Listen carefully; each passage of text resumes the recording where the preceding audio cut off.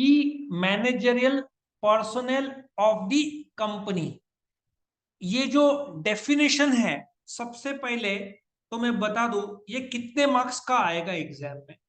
ये 4 मार्क का आ सकता है, या एक और जगह है explain the following terms, 2 mark का भी आ सकता है। केएमपी क्या है, यहां पे ऑब्जेक्टिव में भी फुल फॉर्म ऑफ केएमपी भी आ सकता है। आया समझ में? तो केएमपी एक तो ऑब्जेक्टिव में आएगा, explain the following term concept में आएगा, या आंसर इन ब्रीफ में भी वो लोग डाल सकते हैं। तो अभी हम डिटेल में स्टडी करेंगे केएमपी होता क्या है। केएमपी स्टडी करने के लिए तुमको 2 सेक्शन याद रखना है, 2 सबसेक्शन 51 और 203। केएमपी यहाँ पे क्लियर बताता है कौन है, कौन केएमपी है, और सेक्शन 203 बताते हैं कौन से टाइप के कंपनीज केएमपी को अपॉइंट करें। समझा इतना? नाउ 2 सबसेक्शन 51 इसको कैसे याद रखना है कि मैनेजरल पर्सनल, तुम की प्लेयर हो अपने टीम के, 2 मैच में लगातार तुमने 51 रन किए, याद रहेगा। तुम की प्लेयर हो टीम के, 2 मैच में लगातार कितने रन किए? 51। मैंने डायरेक्टर का बताया था सेक्शन, क्या बताया था? To subsection 34। तुम डायरेक्टर बने 34 एज में, और 20 साल जोड़ दो 54, तुम मैनेजिंग डायरेक्टर बने 54 एज। ऐसा भी याद रखने के लिए आसान।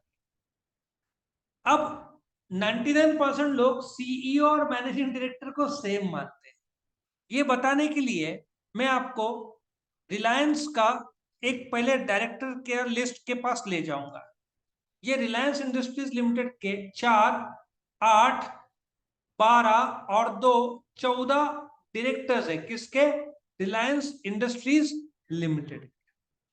ये जो 12 डायरेक्टर्स हैं रिलायंस के, इसमें Shri Mukesh Ambani chairman and managing director है। अच्छा, मैनेजिंग डायरेक्टर और सीईओ में फर्क अक्सर लोग नहीं करते हैं, सेम मानते हैं। बट एक बारीक फर्क मैं बताता हूं। Chief executive officer day to day management में नॉर्मली शामिल नहीं होता है, वो स्ट्रेटजीज बनाता है कि कैसे कंपनी को आगे लिया जा सके। मैनेजिंग डायरेक्टर जो है वो कंपनी के डे टू डे मैनेजमेंट में भी कंट्रीब्यूट करता है, पार्टिसिपेट करता है। अभी हम देखेंगे यहाँ पे मुकेश अंबानी मैनेजिंग डायरेक्टर है, चेयरमैन भी है, एक्चुअली सीईओ भी है, क्योंकि स्ट्रेटेजीज भी मुकेश अंबानी बनाने का बड़ा योगदान है।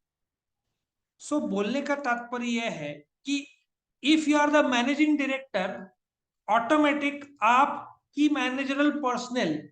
लेकिन सवाल यह है कि की मैनेजरल पर्सनल है क्या?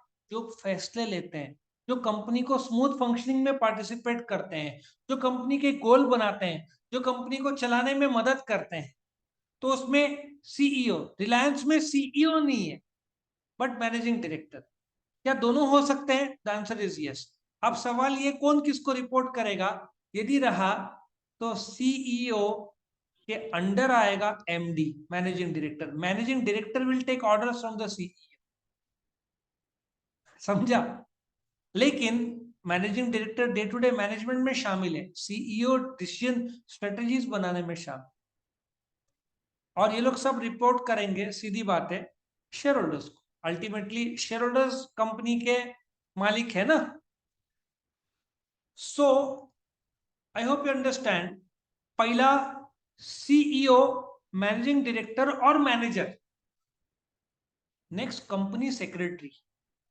अब मैं क्या करता हूं, आपको कोशिश करता हूं कि रिलायंस का मैं आपको कंपनी सेक्रेटरी की ओर ले जा सकूं।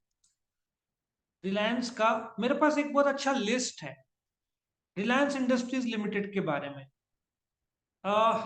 आरओसी, रजिस्टर ऑफ कंपनीज, कहां पे? मुंबई। कब जन्म हुआ रिलायंस का?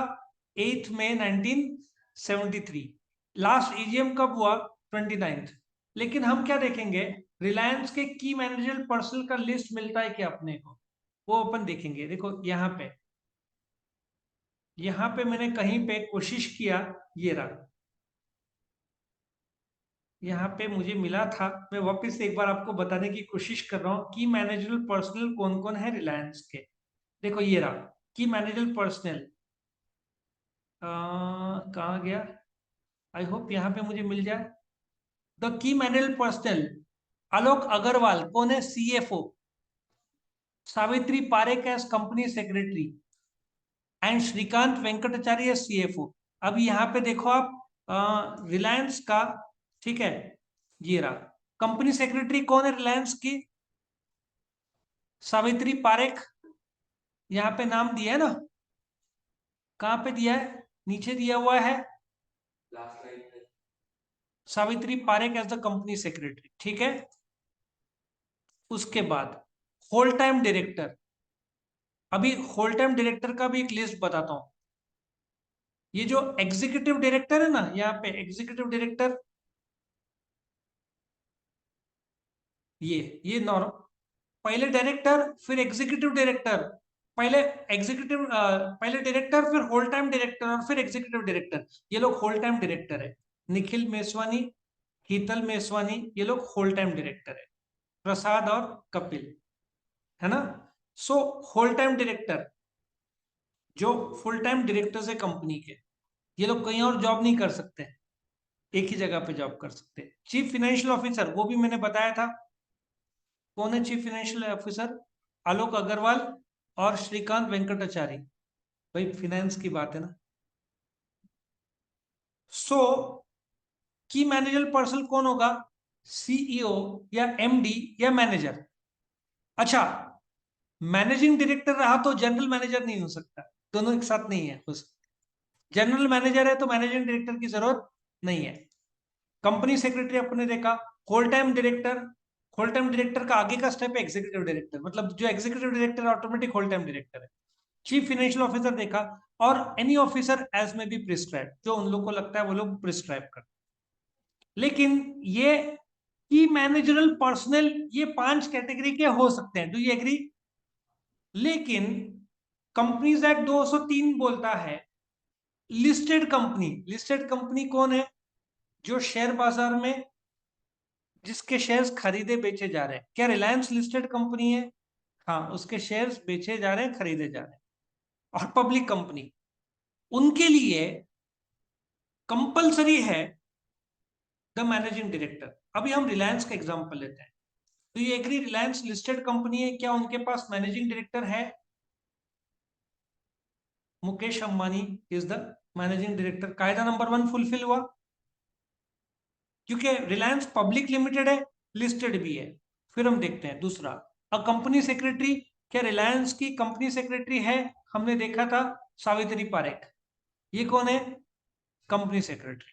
अब हम आगे देखते हैं, चीफ फाइनेंशियल ऑफिसर, रिलायंस को चीफ फाइनेंशियल ऑफिसर की जरूरत है, आलोक अग्रवाल और श्रीकांत वेंकटाचार्य।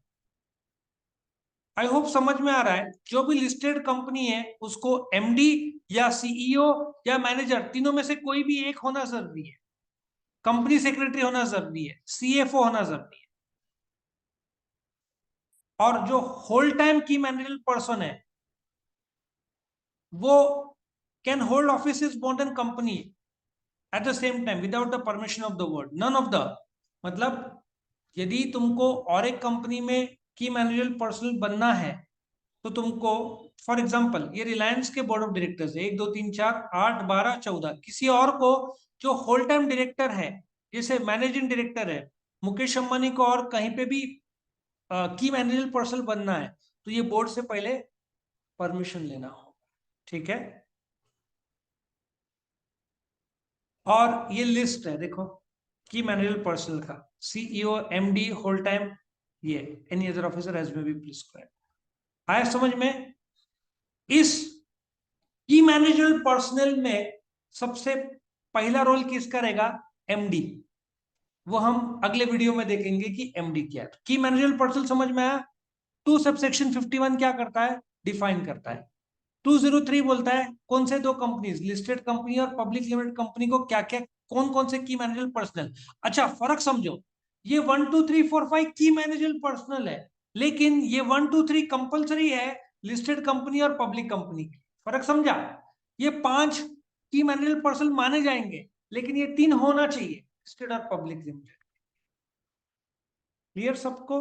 तो ये वीडियो था की मैनेजर पर्सनल का, तो यहाँ पे ये खत्म।